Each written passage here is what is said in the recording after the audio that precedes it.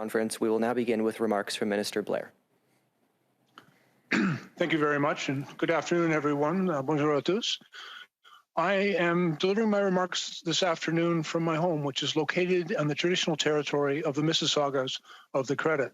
I'm very pleased to be joined today by my colleagues, the Minister of National Defence, Minister Anita Anand, the Minister of Transport, Minister Omar Alghabra, the Minister of Employment, Workforce Development and Disability Inclusion, Minister Carla Qualtrough, the Minister of the Environment and Climate Change, Minister Steven Guilbeault, and we are also pleased to be joined today by the Acting Chief of Defence Staff, General Wayne Eyre. Ladies and gentlemen, we want to acknowledge right at the outset that we know that this has been an incredibly difficult week for the people of British Columbia. We know that people right across the region have been severely impacted, either through the loss of missing or deceased loved ones, for those who have been displaced from their home or who have suffered significant loss and damage. And we also know that this has been impactful on all of the people in British Columbia who have shared concern for their fellow citizens. And at the same time, we have also seen remarkable acts of compassion, of courage and resilience among the people of British Columbia, as people right across the region have stepped up in the face of great adversity and been there for each other. I'd like to take the opportunity to acknowledge all the first responders, all of the citizens, and the Canadian Armed Forces members who have been there for their fellow citizens and Canadians in responding to this emergency. And at the same time, let me also acknowledge the important and collaborative work that has gone on between our ministers and government and all of orders of government, in particular the Premier Horgan and his ministers, who have been working hand in glove with us from the outset of this in order that we may all be there for British Columbians. Also want to acknowledge the extraordinary leadership of mayors, police chiefs, fire chiefs, and others who have stood up and ensured that we are doing everything possible in order to address the significant concerns that have been faced by the people of British Columbia. I'd like to also acknowledge to you all that we are watching very carefully the weather as it continues to evolve in British Columbia. We are tracking very carefully the weather event that is likely to strike British Columbia in the northern and central regions, and the possibility of rain later on through the week. We are working alongside communities to clean up and to rebuild, and we are making significant progress on the ground. But we want to also acknowledge that it will take some time to fully recover from this disaster. It will take a great deal of coordination, collaboration, and cooperation from all of us. And that is why today, the Prime Minister convened a third meeting of the Incident Response Group. And some of the highlights of that meeting include our assessment from Environment Canada about the weather events that have taken place, a situational recap of the damage that has taken place and where we are with the shutdown of some of our important infrastructure in rail, in roadway, in oil and gas infrastructure, in telecommunications. We also received a briefing on the 41 First Nations that have been impacted by flooding, and the 9 First Nations that are currently under evacuation order. Minister of Indigenous Services, Patty Haidu, has been in contact with First Nations leadership and is working closely with them. We know that tens of thousands of animals, including entire herds and flocks, have been lost. Farmlands have been devastated, and the Minister of Agriculture is working very closely with her provincial counterparts and those involved in the agricultural sector to provide the necessary supports. Impacts are being felt across the food supply chain, from farm to retail, with a direct impact on food supply and security, food spoilage, and significant production loss. We know that the overall situation remains serious, but there have been some improvements. River levels are dropping. Highways and rail lines have begun to reopen with priority to the movement of essential goods. Major suppliers report their adequate stocks of gasoline, diesel, and jet fuel, and agricultural feed supply concerns have been temporarily stabilized as well. We do recognize that livestock losses are anticipated to grow over the coming days, and the safe disposal of livestock that have perished in the flood remain an ongoing issue. All progress is being made on damage assessment, repair, and restoration. And as you know, we approved earlier this week a request for federal assistance from British Columbia for the Canadian Armed Forces to provide support. And as a result, hundreds of Canadian Armed Forces members are now on the ground and are ready to go. And Minister Anand and General Eyre will have much more to say about that in a moment. We've also established, with my colleague Minister Alghabra, a supply chain working group working with the province of British Columbia and a number of important organizations to ensure that essential services are delivered and supply chains are restored. We've been making significant in contingency planning for the flows of people, goods, and services, including via the United States. People are concerned about crossing the border because of the COVID restrictions that are in place. Yesterday, I spoke to Minister Mike Farnworth, Public Safety Minister and Interim Premier in the province, about concerns with fuel shortages in the Lower Mainland and Vancouver area. He asked if it would be possible for individuals who currently reside close to border communities to cross over into the United States in order to fuel their vehicles and upon return be exempt from the PCR requirement. This is something that I believe can be accommodated under the exemption regulations that currently exist. But to be very clear, those exemptions do not apply to non-essential travel. It does apply to people who are required to travel over into the United States in order to obtain essential access to essential goods and services. But it does not include family trips, vacations, or other types of tourist activity. But we will be there to ensure that if, for example, someone in a border community such as Delta, BC, wanted and needed to gain access to the United States at Point Roberts in order to fuel their vehicle, they would be able to do so for that essential purpose and then return without the requirement of providing a PCR test. We know that a large number of people are working very hard to keep people safe and to restore some semblance of normalcy. Volunteers, first responders, workers from numerous industries, and people of all levels of government. Our collective around-the-clock efforts have contributed to significant progress, which is being made to restore key infrastructure, transportation, and utility services to the affected areas of the province. Again, I'd like to offer my sincere gratitude to everyone involved in these efforts. And I will now turn it over to my colleague, Minister Anand, to provide additional details on the exceptional support being offered by the Canadian Armed Forces. Thank you.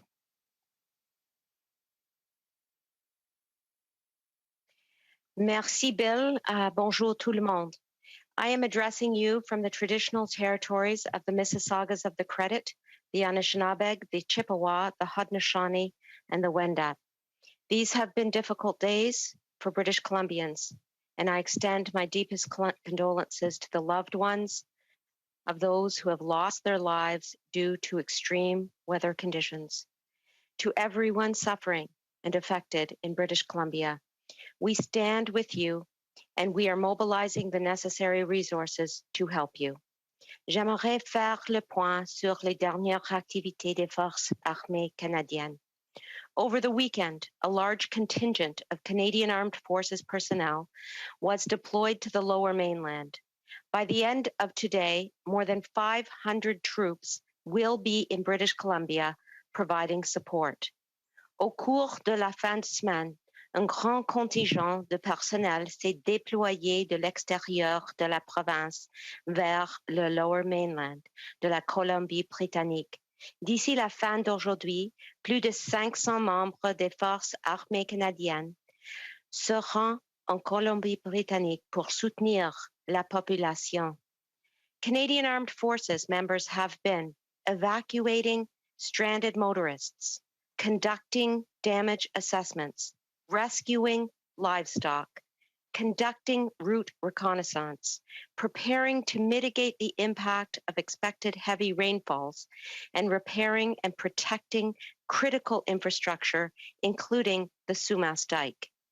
Canadian Armed Forces members have also completed resupply missions, delivering a total of 3,000 pounds of food to the Noaich and Nikomin First Nations communities near Merritt and Lytton, respectively.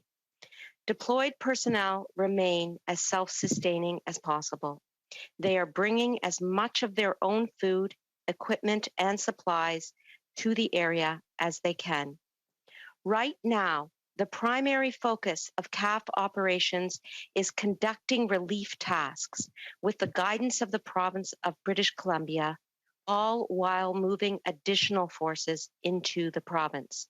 To that end, the Canadian Armed Forces currently has 12 aircraft, a combination of fixed-wing aircraft and helicopters dedicated to this operation. Most of these aircraft are already in British Columbia, and a few are on their way. Today, the Royal Canadian Air Force transported a sandbagging machine to British Columbia to boost current efforts.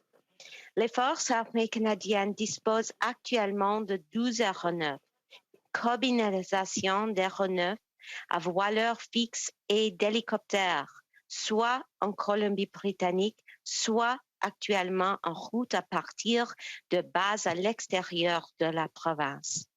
Aujourd'hui, l'aviation royale canadienne a transporté une ensacheuse de sable en Colombie-Britannique pour renforcer les efforts en cours. Relief efforts are ongoing, and Canadian Forces members are coordinating Air Task Force operations out of Abbotsford and Victoria. As always, search and rescue units are on standby and can be called upon to conduct operations at a moment's notice.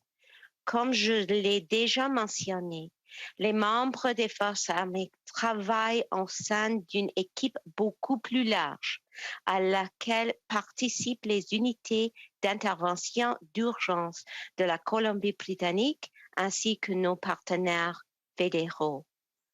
As the region faces a forecasted 20 to 40 centimeters of rain tomorrow and Tuesday, I know that the efforts of the Canadian Armed Forces and their partners will remain vital to the well-being of citizens and the protection of critical infrastructure. We thank members of the Canadian Armed Forces and everyone else conducting rescue and relief efforts for their hard work and dedication to supporting their fellow Canadians. So far, we have been able to meet the requests of the province, and should those requests evolve, we will continue to respond and step up accordingly. Jusqu'à présent, nous avons été en mesure de répondre aux demandes de la province, et si ces demandes évoluent, nous continuerons d'agir. We will continue to do whatever it takes to support British Columbia, and all Canadians are behind you at this time. Nous continuerons de faire tout ce qui est en notre pouvoir pour soutenir les communautés de la Colombie-Britannique et tous les Canadiens. Thank you. Miigwech. Merci. Je passe la parole maintenant à mon collègue, le ministre Alghabra. Omar.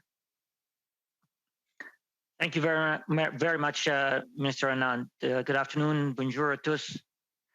I'm speaking to you today from the traditional territory of the Mississaugas of the Credit First Nation. I also want to echo the sentiments expressed by my colleagues. This has been a very difficult week, and as we come to grips with the significant damage and displacement of thousands of people caused by the flooding in British Columbia, we will be there for the people of British Columbia. Yet, during this dark time, there have been inspiring moments of collaboration and caring that speak to the very nature of what it means to be Canadian. Whether it's air operators dropping water and other essential supplies to those stranded and without access to basic needs, or air and rail operators adding passenger and cargo capacity to reunite loved ones and keep critical goods moving to and from British Columbia. As Minister of Transport, I am deeply encouraged and grateful to see all aspects of our supply chain operations collaborating and finding creative solutions to respond to this crisis. We are working closely with them and the province of British Columbia to provide any support they require. I'm also in regular contact with my counterpart in BC, Minister Fleming. Together, as we announced yesterday, and as Minister Blair has alluded to, we've launched a supply chain recovery working group. This working group is bringing federal, provincial, and supply chain operators together to restore the movement of goods, including fuel, into the lower mainland quickly. Ultimately, the outcome of this working group will help strengthen and make our supply chain more resilient nationally. Ce groupe aide à renforcer notre chaîne d'approvisionnement. Meanwhile, to support emergency and recovery efforts, we have taken actions. I have signed an interim order prohibiting non-essential vessel traffic in flooding areas of British Columbia to keep boaters safe and clear for emergency response. But I want to be clear. This interim order does not prevent the use of boats involved in providing any form of assistance. It's only meant to prevent the use of vessels for leisure activities. We've also restricted all aircraft from flying lower than 1,000 feet between Abbotsford Airport and Chilliwack Airport. We will continue to extend these restrictions based on conditions and ongoing recovery efforts.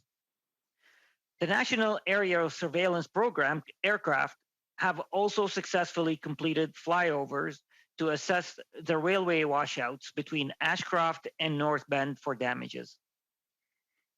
Il y aura aussi d'autres mesures. Based on feedback from rail operators, we are optimistic that rail corridors will open by midweek. This will be an important step in the recovery of our supply chain and ensuring essential goods can get to where they need. We are also encouraged that highways are opening to traffic limited for essential purposes. For example, Highway 1 and Highway 99 opened yesterday in certain sections for essential travel. But there remains a lot of work to be done under challenging conditions.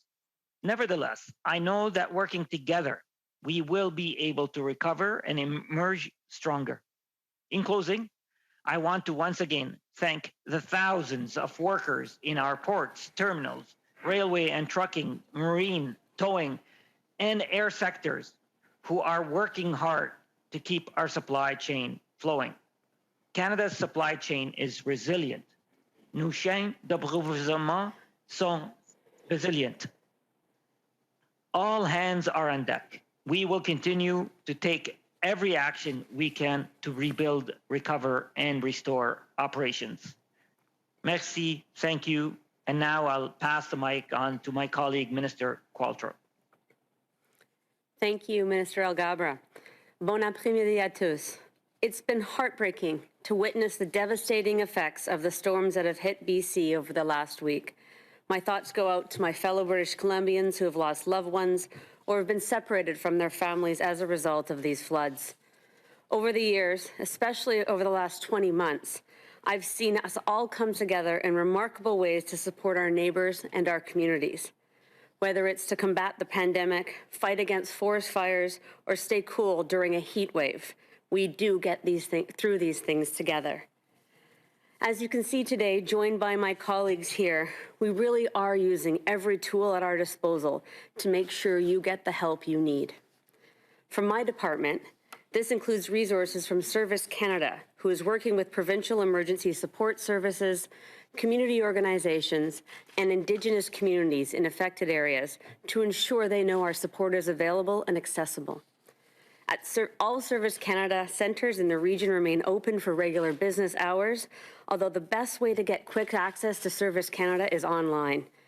I know many people may be without internet access or have other barriers to getting help from Service Canada. The Outreach Support Centre phone line is also available Monday to Friday, 8 a.m. till 4 p.m., with voicemail available after hours for people in affected areas to get the information and services on programs that they need. Call toll-free at 1-877-631-2657 to receive assistance from a Service Canada representative. Tous les centres Service Canada de la région sont toujours ouverts pendant les heures normales d'ouverture, mais la meilleure façon de contacter rapidement Service Canada est de consulter en ligne. Je sais que de nombreuses personnes n'ont pas accès à l'Internet ou font face à d'autres obstacles pour obtenir de l'aide de Service Canada. Vous pouvez aussi contacter le Centre d'appui des services mobiles sans frais à 1-877-631-2637 de lundi au vendredi de 8h à 16h pour recevoir l'aide d'un représentant de Service Canada. As many people have been displaced or could have lost their job due to the flooding and will need to apply for EI benefits, if you are in this situation, you can and should apply for EI online as soon as possible, even without a record of employment. Service Canada will need a mailing address and a residential address for you. So please be ready to share your usual residential address along with a mailing address where you can receive mail. As always, we encourage everyone to register for direct deposit so we can get your payments into your bank account as quickly as possible. However, if direct deposit is not possible for you and you're expecting a paper check, mail service may be interrupted or delayed. So I encourage you to visit the Canada Post website for updates and alternate delivery arrangements or pickup locations. We want to make sure you get the money that you need in these times. Our Service Canada staff in the region have also been in touch with employers who have temporary foreign workers to verify the safety and well-being of all of those working with this program. Our outreach with all these partners will continue to make sure temporary foreign workers are safe and have access to services that they require too. Sadly, this is not the first time and will not be the last time that extreme weather events have created serious emergencies. I know as British Columbians it seems to get worse year over year. Our government has been there in the past to support the province with extraordinary support when people have lost homes and livelihoods, and we will always look at ways to continue to be there to help rebuild and have your backs so everyone can get back on their feet. British Columbians are resilient. We will get through this, and with the help of our neighbors near and far, we'll get through this together. I will turn it over now to Minister Guilbeault. Merci, ministre Qualtrough. J'aimerais d'abord également souligner que je me joins en vous en provenance du territoire traditionnel non cédé de la nation Gayegehaga et autres peuples Haudenosaunee. Tout d'abord, j'aimerais offrir toutes mes sympathies aux habitants de la Colombie-Britannique qui luttent pour rester en sécurité, protéger leurs familles et leurs maisons, tout en observant leur communauté inondée. Et j'offre mes sincères condoléances aux familles des victimes. En quelques mois seulement, la Colombie-Britannique a ressenti les effets de nombreuses catastrophes naturelles, que ce soit les incendies de forêt dévastateurs ou encore la chaleur extrême mettant de nombreuses vies en danger. La semaine dernière, de fortes précipitations soudaines résultant d'une rivière atmosphérique ont fait que la région du sud de la Colombie-Britannique a reçu l'équivalent d'un mois de pluie en 2 jours. Le gouvernement du Canada sera toujours là pour aider les Canadiens et les Canadiennes dans le besoin et à faire de fournir toute l'aide nécessaire pour répondre aux conditions météorologiques extrêmes et aux inondations. La situation en Colombie-Britannique demeure sérieuse, mais il y a eu, comme mes collègues l'ont souligné, quelques améliorations. Le niveau des eaux baisse. Les autoroutes et les voies ferrées ont commencé à rouvrir et la priorité est donnée à la circulation des biens essentiels.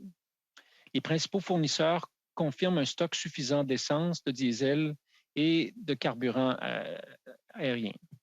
Les problèmes d'approvisionnement en aliments pour animaux ont été également temporairement stabilisés, mais les pertes de bétail devraient augmenter dans les jours à venir.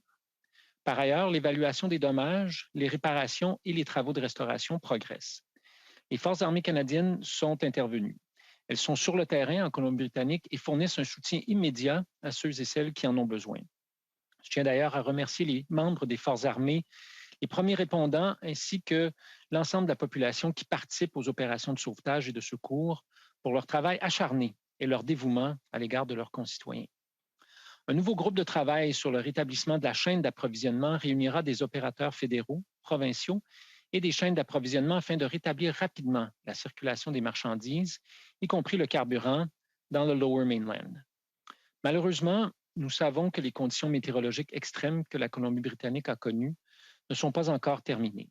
Un autre phénomène de rivière atmosphérique se produit actuellement, affectant la côte nord de la Colombie-Britannique et devrait glisser vers le sud, apportant plus de pluie au sud de la Colombie-Britannique demain, c'est-à-dire lundi. Et une autre rivière atmosphérique devrait affecter le sud de la Colombie-Britannique plus tard cette semaine. Pour plus de détails et pour connaître les dernières informations météorologiques, nous encourageons les habitants de la Colombie-Britannique à continuer de suivre les prévisions météorologiques officielles et les veilles et les avertissements d'Environnement et Changement climatique Canada. Alors même que les efforts d'intervention se poursuivent, de nombreuses personnes se demandent si ces inondations catastrophiques sont dues au changement climatique.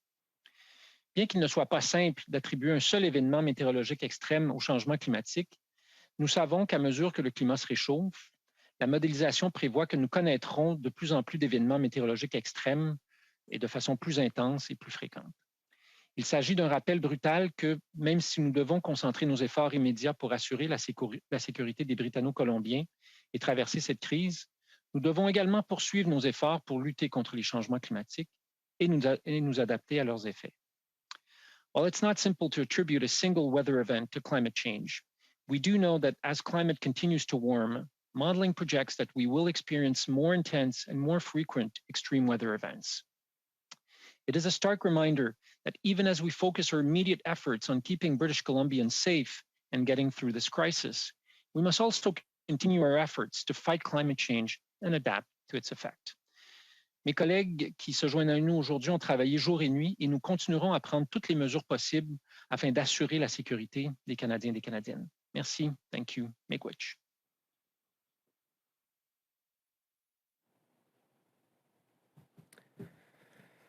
We will now start the question period. As a reminder, you may ask one question and one follow-up. Nous allons commencer la période des questions. Vous pouvez poser une question et une suivie. We will now take questions by phone. Nous allons maintenant prendre des questions par téléphone. Opérateur, c'est à vous. Certainement. Thank you. Mesdames et messieurs, ladies and gentlemen, s'il vous plaît, appuyez sur étoile 1 maintenant pour poser une question. Please press star 1 at this time if you have a question, and there will be a brief pause while participants register. Il y aura un court délai vous permettant de vous enregistrer. Once again, please press star 1 at this time if you have a question. De nouveau, appuyez sur l'étoile 1 si vous avez une question à cet instant. The first question is from, la première question vient de Lacia Kretzel, City News. À vous la parole. Please go ahead. Thank you very much. I just want to confirm now, Minister Blair, you said that you'd spoken with Minister Farnworth here in BC with regards to Canadians coming back into Canada, not having to quarantine if they're going down for essential purposes such as fuel, food, or to get back to their place of residence. Have you been in contact with the U.S. with regards to Canadians being able to go down? Because that would be at their discretion, whether or not they're going to need things like passports or COVID vaccinations as well. Yeah, thank you very much for the question. And we, of course, have been in contact with Customs Border Patrol through the offices of CBSA, who work very closely and collaboratively with our American colleagues on the southern border, or on our southern border. Canadians will have to abide by all of the requirements of the United States to enter into their country, including producing the appropriate travel documents, but they are not required at this time crossing into the land border to have proof of vaccination, or excuse me, a proof of a negative PCR test. We do require that under normal circumstances for return, but what is clear is we have existing exemptions in place to the Order in Council that it will allow Canadians to travel into the United States for what is considered an essential purpose.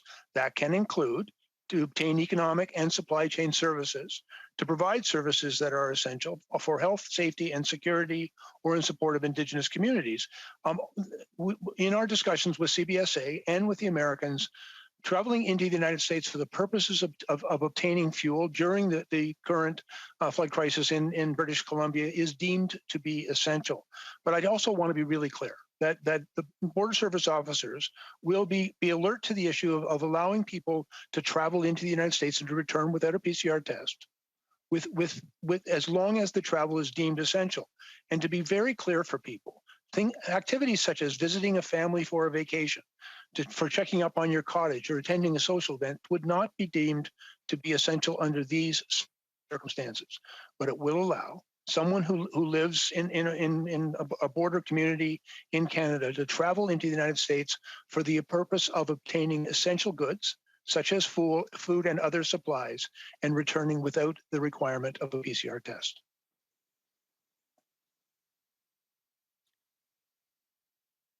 Follow up? Thank you.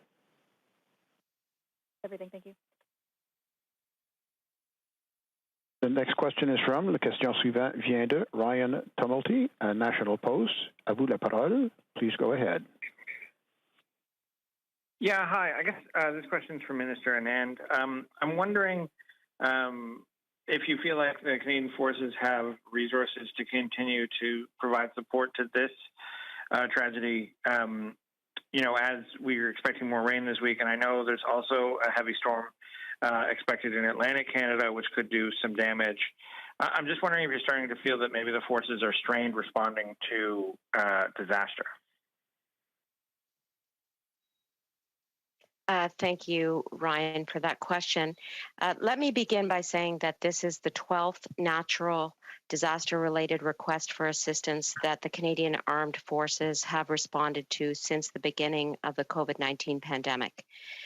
The Canadian Armed Forces form a crucial element of our nation's fabric, and the work that has occurred as part of those responses to requests for assistance is testament to the importance of the Canadian Armed Forces in our country, and especially at this time with regards to natural disasters. I will say that through our fully costed and fully funded defense policy, Strong, Secure, Engaged, we will continue to invest in the Canadian Armed Forces reliably and consistently so that the institution can carry out the important tasks that we ask of them, including responding to natural disaster. And I, as Minister of National Defense, will continue to advocate for sufficient resources for the Canadian Armed Forces. At the current time, with regard to British Columbia itself, we have committed to the 30-day request for assistance that the province of British Columbia put forward. But if help is required longer than that 30 days, we will be there to help for as long as it takes. As I said, resources are continued to be provided, and we will always be there to help wherever is needed in this country. Follow-up? Yeah, this one's for Minister Blair. You mentioned off the top that there is some positive signs. River levels are receding and some transportation infrastructure is reopening. I'm wondering if you have any estimate or expectation of whether or not that will stay the case with the additional rain that's forecast for this week. Yeah, thanks for the question and the opportunity to provide some clarification. Just to be very clear, there remains in effect a special weather statement for the Haida Gwaii and the BC North Coast region. In that statement, which has been issued by Prepared BC and the Emergency Info BC on their websites, it indicates that there is a potential for flooding and landslides in that region. We also know, and we've been advised by our officials, of the possibility of some of that water making its way into the currently affected regions. And we also know in weather reports that there is rain forecast for the coming week. And because of that, I think there has been over the past couple of days, as a result of some clearing in the weather and some exceptional work being done on the ground, there's been some improvement and a receding of the waters, but we're not out of the woods yet. And to be very clear, we remain concerned about all rain events in the region simply because the ground is quite saturated. And we know that right now there's nowhere for it to go, and a lot of the areas that are currently flooded, they have not been able to begin pumping it out because of the high level of water in those areas. And so we remain concerned, and we'll continue to work really closely and watch the situation carefully. And I think it's also important to take the opportunity to remind all British Columbians who are in areas that could be affected by these weather events to pay a great deal of attention, to listen to the weather warnings that are being issued, to take action to make sure that they are in a place of safety. Our first priority is always the preservation of life and property in these circumstances, and that can best be accomplished if people pay a great deal of attention to the warnings, and if evacuations are ordered, that they respond immediately and follow the directions that are provided. Next question, prochaine question. Thank you. La question suivante vient de. The next question is from Paul Johnson at Global News. À vous la parole. Please go ahead. Thank you. This is a related question to the storm. It is about the large transportation ocean barge that broke loose and is currently beached on English Bay. It hasn't moved in a number of days. We're wondering if any of you can provide an update on what the plan is to get that back out to where it's supposed to be. I'll let you decide amongst yourselves who's most knowledgeable about this.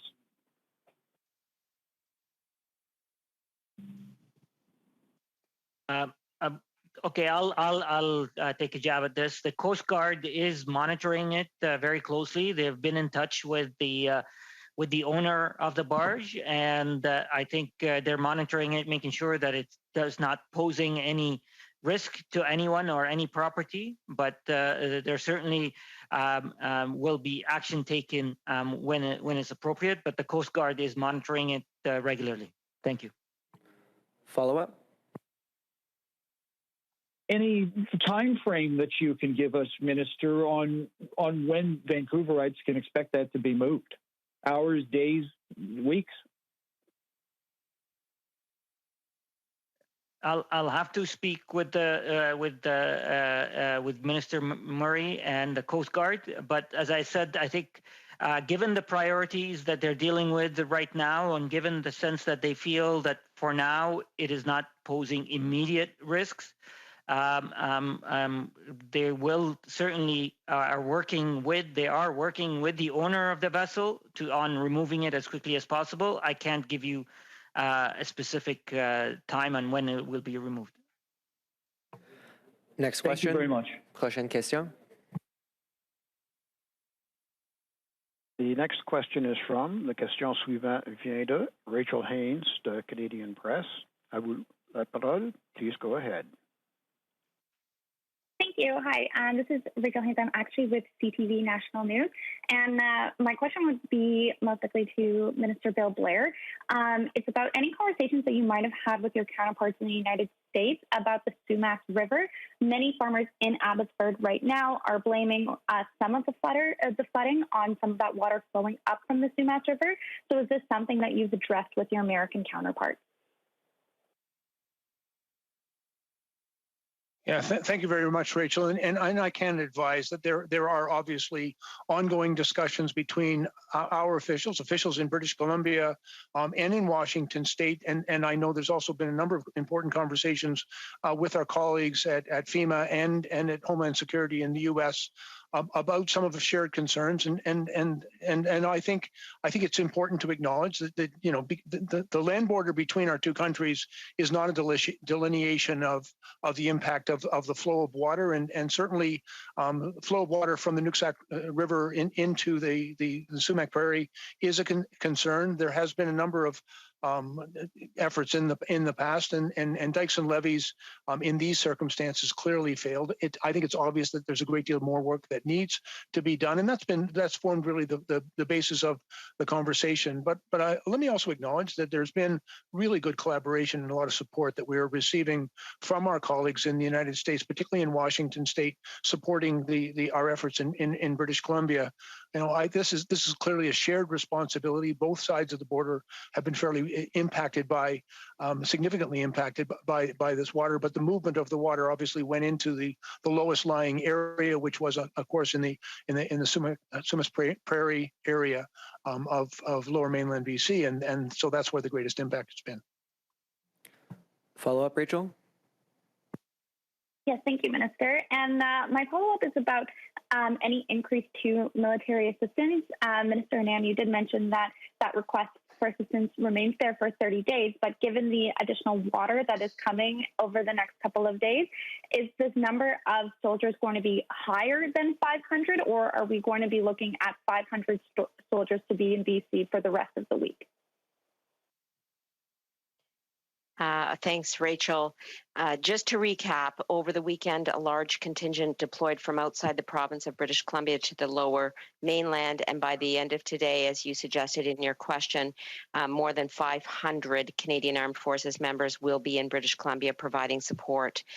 There are thousands of additional troops ready to be deployed if the need arises.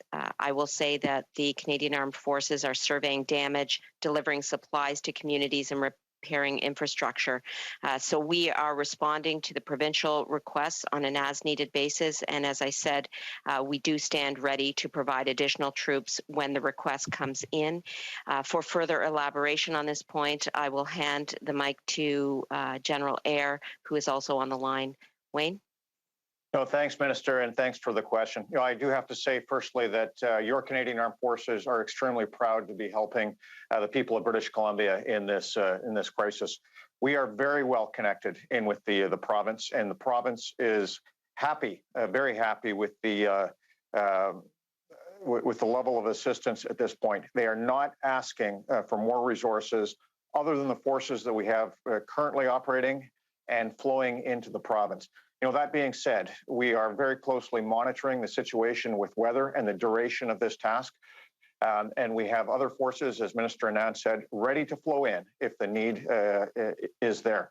We've already activated and deployed the immediate response unit from Edmonton. We have reconstituted that immediate response unit in Edmonton, based on the headquarters in Edmonton, but also with some troops from CFB Shiloh in Manitoba, and are prepared to flow in more forces from across the country should the need be there.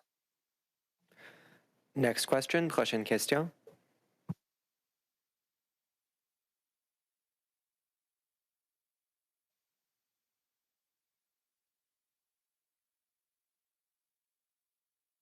Next question, prochaine question.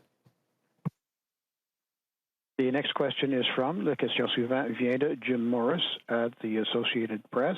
À vous la parole. Please go ahead. Actually, thank you very much for asking me, but both my questions were answered. The minister, the defense minister, just previously answered my question, so thank you very much. Next question. Thank you. The next question is from Nick Wells at the Canadian Press. À vous la parole. Please go ahead.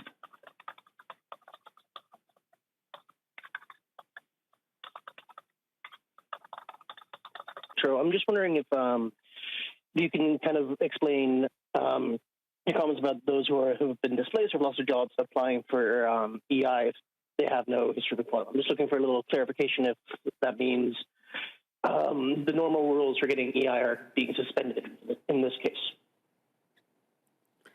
Well, thank you for the important question. Service Canada is working directly with individuals impacted who have had their jobs impacted. And as I said, encourage people to reach out to Service Canada online via the 1877 number. We are waiving the requirement for a record of employment. Obviously, it could be very difficult in these times to get that particular document. We're looking at how the reality of pandemic benefits and people having exhausted their EI is being impacted, has impacted their entitlement to the availability of ongoing EI support. So it's a very live question, and we can assure Canadians and workers that we're going to be there for them. But my number one message is please reach out to Service Canada, apply for EI. We will figure this out for you. Follow up? Yeah, this is for the Environment Minister. I know that Minister Farnworth here in BC yesterday talked about Environment Canada working on a ranking system for atmospheric rivers similar to ones in the U.S. I'm curious if we can kind of get a timeline on when to expect that ranking system to be in place for Canada. Thank you very much for the question. Environment and Climate Change Canada is currently studying the atmospheric river rating scale as it applies to science activity. There are no immediate plans to formally adopt the scale operationally in the short term, but Environment Canada does work to transfer scientific knowledge into the public service to reduce the risks to Canadians face from extreme weather event, and they will be a technical workshop organized by Environment Canada scientists tomorrow, specifically on on extreme weather events in BC that we've seen over the past couple of days. So please stay tuned. Prochaine question. Thank you. Once again, ladies and gentlemen, please press star 1 if you have a question at this time. S'il vous plaît, appuyez sur l'étoile 1 si vous avez une question à cet instant.